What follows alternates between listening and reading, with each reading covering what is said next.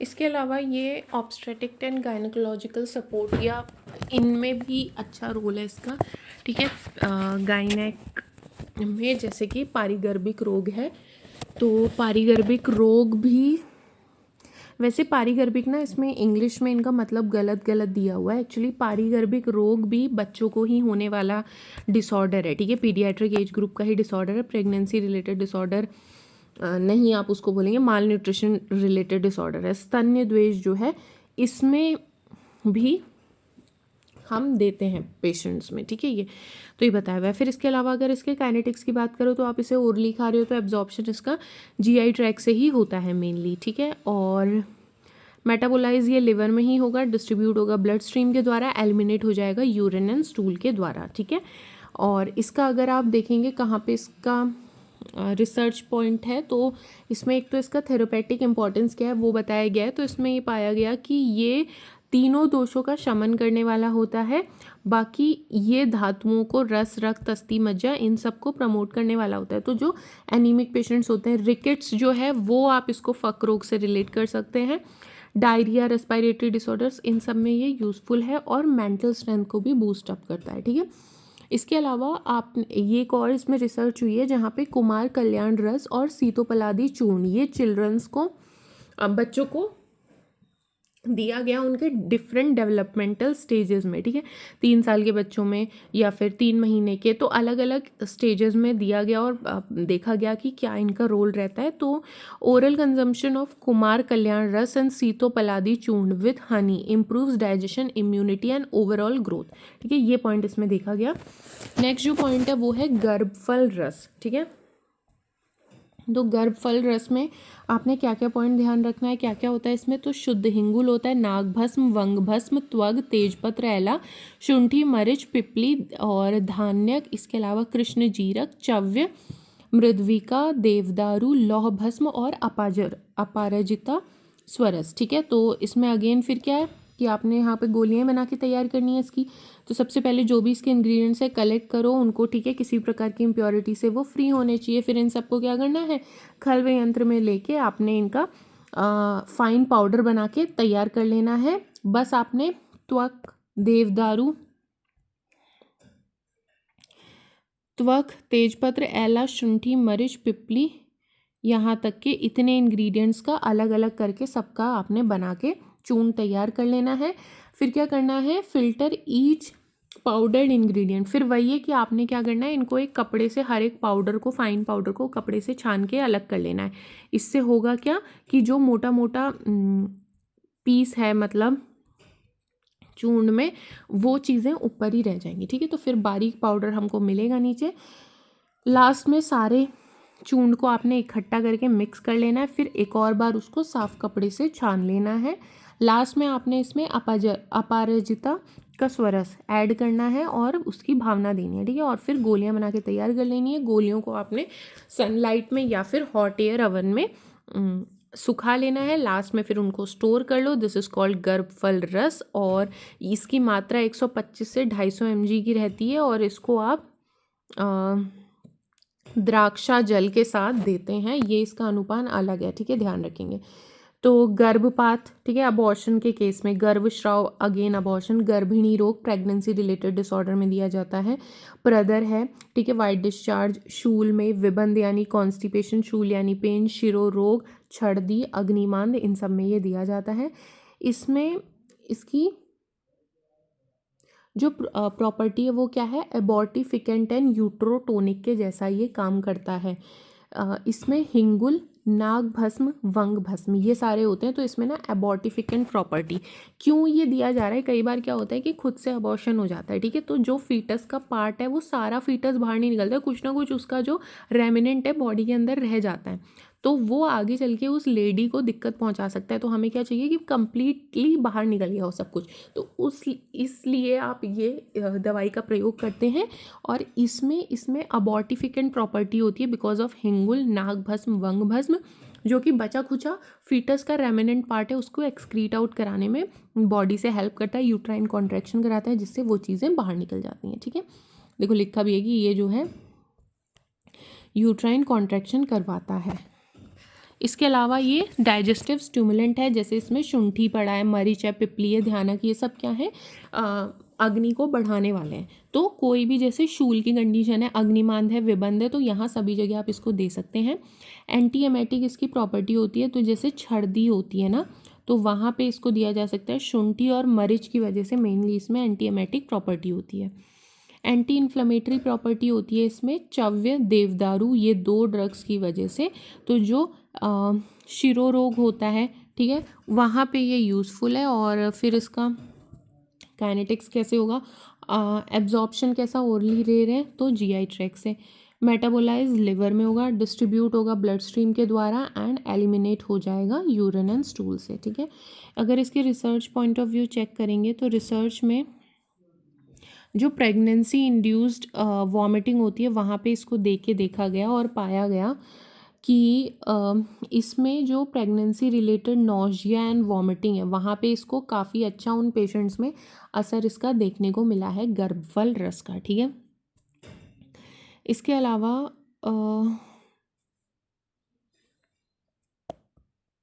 गर्भिणी अवस्था के अंतर्गत भी इसको दिया जाता है और इसमें पाया गया कि मेटाबॉलिज्म को, प्रेग्नेंट लेडी के मेटाबॉलिज्म को इन्हांस करता है, ठीक है, जिससे अच्छी क्वालिटी का आहार रस बनेगा और आगे की धातुओं का भी अच्छे प्रकार पोषण होता है। नेक्स्ट आता है चंद्रप्रभा वटी। चंद्रप्रभा वटी इज़ इम्पॉर्टेंट। तो इसमें क्या क्या डलता है, चंद्रप्रभा, वचा, मुस्ता और किरातिक्त, गुडुचि, देवदारू, हरिद्रा, अतिविशा, दारवी, पिपली, चित्रक, ध्यानक, हरित की, विभित की, अम्ल की, चव्य, विडंग, गज पिपली, शुंठी, मरीच, पिपली, माक्षिक भस्म और यवसार। इसके अलावा इसमें डलता है सर्जी क्षार, सैंधव लवण, सौवर्चल लवण, विड लवण, त्रिवृत, दंती, तेजपत्र, त्वक, एला और वंशलोचन, लौह भस्म, सीता या मिश्री, शिलाजतु, गुग्गुल, ये सारा आइटम इसमें डलता है। और ये कैसे वटी बना के तैयार करते हैं, सारे इंग्रेडिएंट्स को आपने पहले सुखा लेना है अच्छे से, ठीक है, फिर खलवे यंत्र में सभी का आपने अलग अलग फाइन पाउडर बना के तैयार कर लेना है, ठीक है। फिर आपने क्या करना है, शुद्ध गुग्गुल एक बर्तन में लेना है और उसमें पानी मिलाना है, गुग्गुल को गरम करके आपने मेल्ट कर लेना है, ठीक है। उसके बाद आपने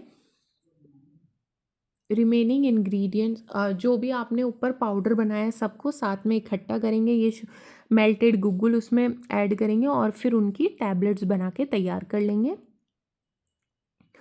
फिर आपने क्या करना है, इन टैबलेट्स को धूप में या फिर अंडर हॉट एयर ओवन में आपने सुखा के इसको तैयार कर लेना है, कम्प्लीटली ड्राई होने दो और फिर चंद्रप्रभा वटी बनके आपकी तैयार है, ठीक है। इनको आपने स्टोर कर लेना है। डोज इसका रहता है 250 से 500 mg।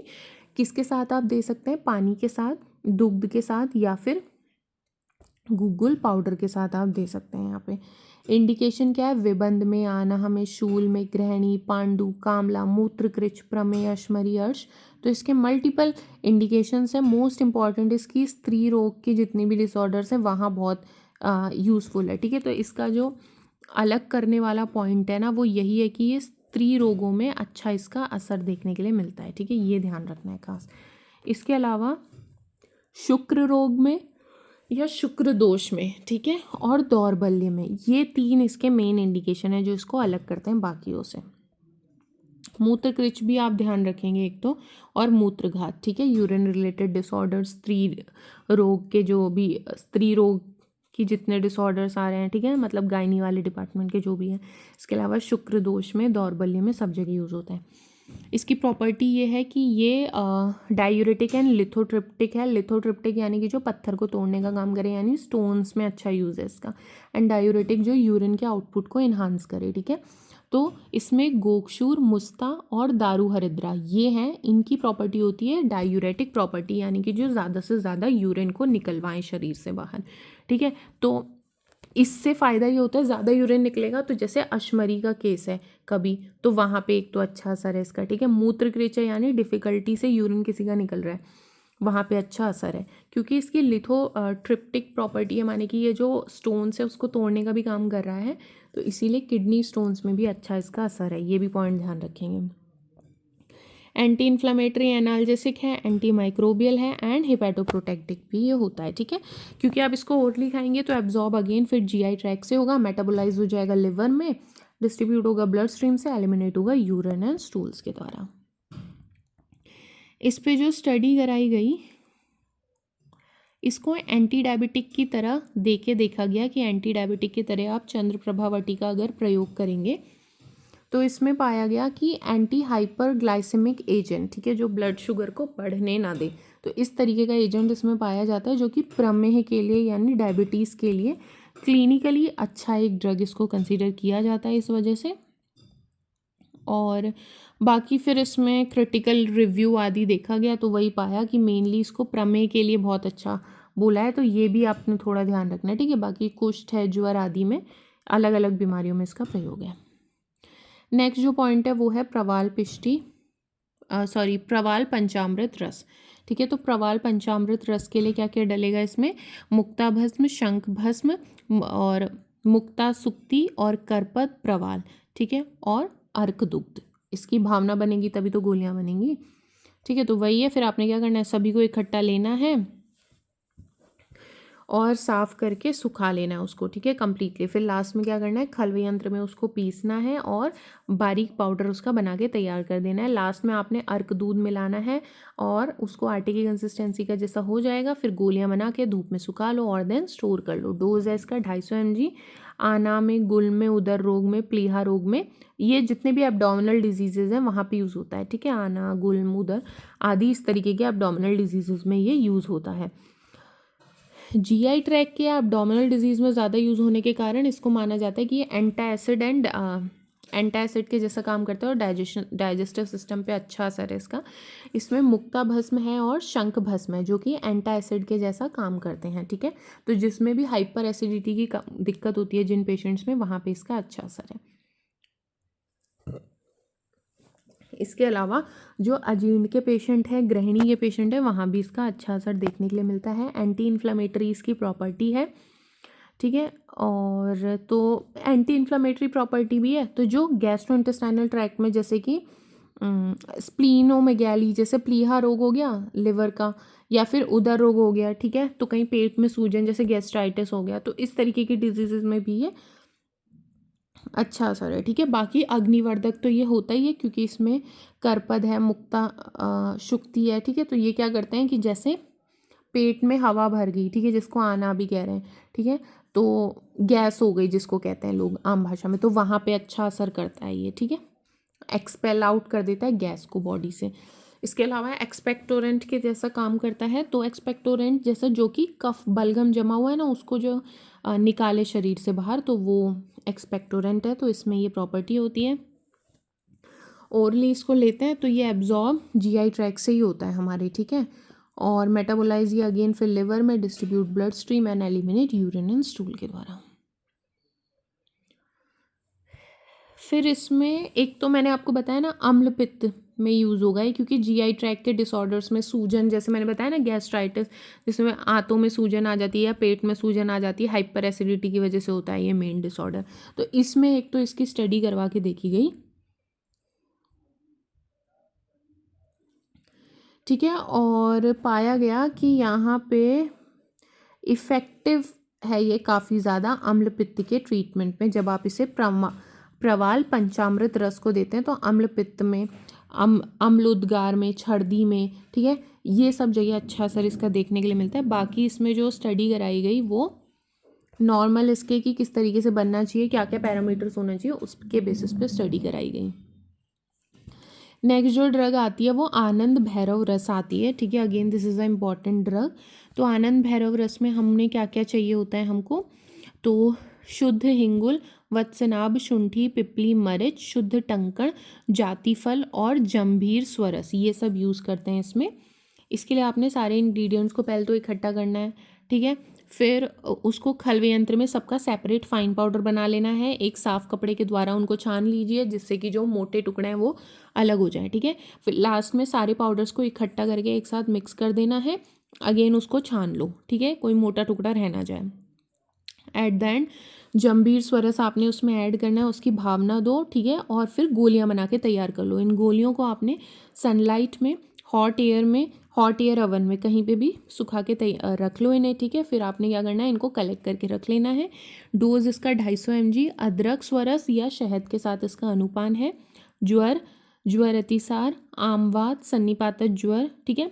तो यहाँ सब जगह जो आम से उत्पन्न होने वाली व्याधियाँ हैं ना, वहाँ मेनली इसका यूज़ है। जैसे ज्वर है, ज्वर भी क्या है, आमाशय में व्याधि उत्पन्न होती है और मेन यही माना जाता है आम से ही हो रहा है कहीं ना कहीं, ठीक है। ऐसी ज्वर अतिसार, आमवात, सन्निपातक ज्वर, तो ऐसी सब जगह ये यूज़ होता है। फार्माकोडायनेमिक्स की अगर आप बात करेंगे तो ये एंटीपायरेटिक इसका सबसे अच्छा, आनंद भैरव रस जो है एंटीपायरेटिक बहुत अच्छी प्रॉपर्टी है, ध्यान रखेंगे। शुंठी, पिपली, मरीच, इनकी वजह से, ठीक है। ये तो थर्मोजेनिक इफेक्ट होता है इन सभी का, जो कि स्वेटिंग को प्रमोट करता है एंड ओवरऑल फीवर जो है कम हो जाता है। एंटी इन्फ्लेमेटरी इनकी प्रॉपर्टीज़ होती हैं, ठीक है। डाइजेस्टिव स्टिमुलेंट के जैसा ये काम करते हैं, ठीक है। डाइजेस्टिव स्टिमुलेंट यानी कि अग्नि को अच्छा करते हैं, सम अवस्था में लाते हैं, ठीक है। और डायूरेटिक के जैसा भी काम करते हैं। तो अश्मरी में अच्छा असर है, मूत्रकृच में अच्छा असर इसका दिखेगा। ओरली खा रहे हो तो अगेन जीआई ट्रैक्ट से एब्जॉर्ब होगा, मेटाबोलाइज लिवर में, distribute blood stream and eliminate urine and stools के द्वारा। रिसर्च अपडेट में इसमें एंटीपायरेटिक कैसी इसकी असर रहता है आनंद भैरव रस का, वो देखा गया है। तो इसमें ये पाया गया कि नॉर्मल लिमिट्स में अगर आप इसको देंगे तो ये एक काफ़ी अच्छा एंटीपायरेटिक ऑप्शन है इन क्लिनिकल प्रैक्टिसेस। इसके अलावा बाकी फिर इस पर रिव्यूज़ ही किए गए कि किस तरीके से बनाना चाहिए और क्या डोज में इसका प्रयोग करना है, उस हिसाब से ही फिर इसके ऊपर किया गया है बाकी काम, ठीक है। फिर नेक्स्ट आता है योगेंद्र रस। योगेंद्र रस में क्या क्या डलता है, रस सिंदूर, स्वर्ण भस्म, लौह भस्म, अबरक भस्म, मुक्ता भस्म, वंग भस्म, कुमारी रस, ठीक है। अगेन सबको कलेक्ट करो, रस सिंदूर को अलग खल्व यंत्र में तैयार करो, बाकी सबको अलग बारीक पाउडर बना के तैयार करो। लास्ट में सबको मिक्स करो, कुमारी रस भी ऐड करो, ठीक है। गोलियां बनाओ, धूप में सुखाओ एंड फिर स्टोर कर लो। इनका डोज रहता है 125 से 250 mg। त्रिफला क्वाथ, शहद के साथ इसका प्रयोग है। बाकी ये बहुमूत्रता में इसका रोल है, प्रमेह में रोल है इसका, ठीक है। अपस्मार में, वात रोग, पक्षाघात, भगंदर, ये सब में इसका रोल है। एंटीऑक्सीडेंट एंड इम्यूनोमॉड्यूलेटरी इसका असर देखने के लिए मिलता है। तो योगेंद्र रस कंटेन्स, इसमें रस सिंदूर, स्वर्ण भस्म और कुमारी रस, इनकी जो है एंटीऑक्सीडेंट प्रॉपर्टी होने की वजह से इम्यून सिस्टम को ये बूस्ट करते हैं, ठीक है। और वेरियस डिजीज़ के मैनेजमेंट में इसका अच्छा रोल है। एंटी इन्फ्लेमेटरी प्रॉपर्टी है, भस्म, अबरक भस्म की वजह से एंटी इन्फ्लेमेटरी प्रॉपर्टीज़ हैं। और हीमोपोइटिक है, ठीक है। इसमें मुक्ता भस्म होती है और वंग भस्म होता है, जो कि आरबीसी के फॉर्मेशन या ओवरऑल ब्लड सेल के फॉर्मेशन को प्रमोट करते हैं एंड हीमोग्लोबिन लेवल को बढ़ाते हैं, तो जिससे एनीमिया में अच्छा असर इसको देखने के लिए मिलेगा। नर्वाइन टोनिक है ये, तो जैसे अपस्मार है, ठीक है, उन्माद है, पक्षाघात है, इस तरीके के जो मेंटल डिसऑर्डर्स हैं वहाँ पे भी इसका रोल है। एब्जॉर्प्शन ओरली लेंगे, जीआई ट्रैक्ट से एब्जॉर्ब होगा, ठीक है। मेटाबोलाइज लिवर में, डिस्ट्रीब्यूट ब्लड स्ट्रीम से एंड एलिमिनेट हो जाएगा यूरिन एंड स्टूल के द्वारा, ठीक है। इसका असर देखा गया है कि ये एपिलेप्सी पे कैसा काम करता है। तो एपिलेप्सी में ये पाया गया कि अच्छा असर इसमें नहीं है, ठीक है। Yogendra Ras an Ayurvedic remedy for epilepsy was chronically administered, ठीक है। ये रैट्स में एडमिनिस्टर किया गया इस डोज पे, ठीक है, 28 दिनों के लिए, तो उसकी स्टडी करने के लिए। तो फिर उन्होंने ये पाया कि decreases were observed in absolute and relative weight of rat liver, ठीक है। उसका वेट जो है लिवर का कम हो गया, किडनीज का, स्प्लीन का। तो इससे ही पता चला कि ये जो ड्रग है वो क्या है, hepatotoxic, sorry not only hepatotoxic, it is a very potential toxic drug when given to rats, ठीक है। फिर ऐसे ही इसका हृदय रोग में देखा गया, तो हृदय में जब इसको देखा गया तो चेक किया गया कि कैसा ये काम करता है, और ये इसमें जो प्रॉपर्टी है was believe to protect the heart from atherosclerosis and cardiac hypertrophy से बचाने के लिए ये मेनली अच्छा असर इसने किया है, ऐसा पाया गया। ठीक है, ओके, अभी के लिए हम इतना ही करेंगे। Thank you.